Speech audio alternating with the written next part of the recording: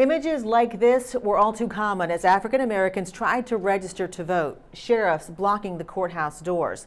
As you get ready to vote this year, we're taking a look at the crucial role Alabama played in making the Voting Rights Act of 1965 a reality. Ian Wrights traveled to Selma to look at how events in our state led to change in our nation and how that history is being preserved.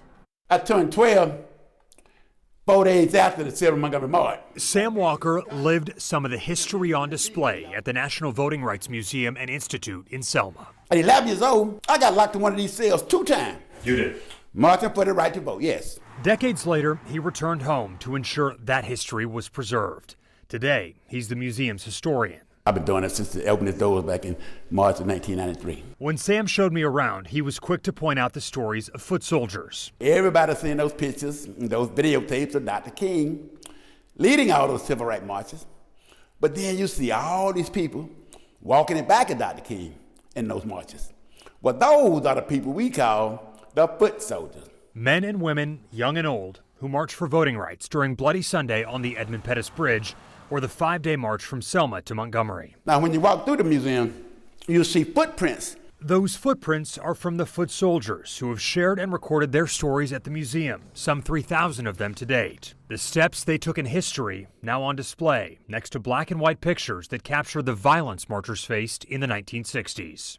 Those very images were shared around the globe at the time and helped turn the struggle for voting rights in Alabama into a nationwide issue. Nobody thought about, trying to make history when they was doing it. They just wanted to be treated better. While the 15th Amendment guaranteed African Americans the right to vote, exercising that right was not easy in some southern states like Alabama. In 1901, they instituted Jim Crow laws and black codes into that Constitution, mainly to keep African Americans from exercising their rights to vote. So things like the grandfather clause, which was a clause that said if your grandfather was a slave and could not vote, then you cannot vote, was instituted into that Constitution, as well as literacy tests and poll taxes. Charles Woods III is the education program manager at the Birmingham Civil Rights Institute.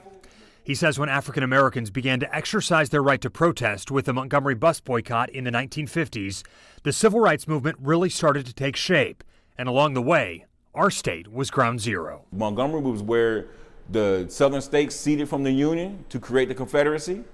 And it's also that same place where Martin Luther King stood on those steps to give a fiery speech about why voting rights is important. Today you'll spot a few campaign signs right across from the museum, a sign that an election is just around the corner. Inside, there are signs everywhere reminding us that the right to vote for African Americans in that election didn't come easy. And that fight should never be forgotten. This is just right outside that window. That's why 27 years after he first walked these halls, Sam is here day after day, sharing that history and inspiring others to go out and make their own. I want them to be able to see themselves in some of these pictures and some of these statements, because these were ordinary, regular people. These were not elite people. These were not, nothing special. They just wanted to do what they could to make their situation better. Every individual can do what they can to make a difference. Ian Wrights, WVTM 13 News.